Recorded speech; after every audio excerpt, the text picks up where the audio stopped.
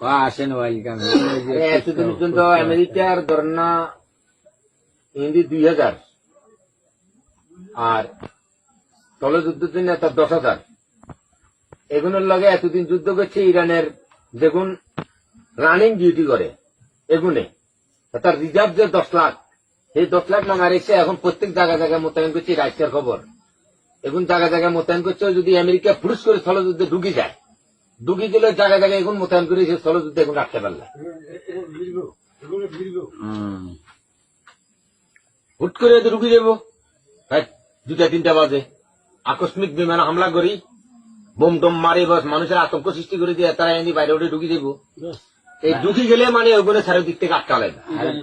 আর বাইরের America follow করছে যে বাইরের নইলে প্যারাসুট আছে না, হেলিকপ্টার প্যারাসুটে 2000 নামবে।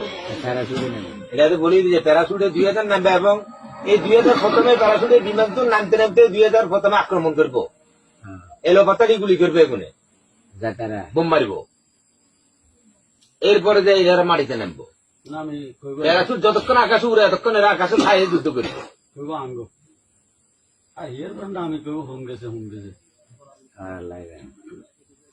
আর কালকে দেখলাম আমি এই জায়গার যুবক শ্রেণীর যে সমস্ত পোলা পাই এগুন স্বইচ্ছায় সরকারের কাছে আইয়ে সেনাবাহিনীর কাছে আইয়ে ট্রেনিং এর জন্য যুদ্ধ করার জন্য লাখ লাখ পোলা পাই আইতে আছে।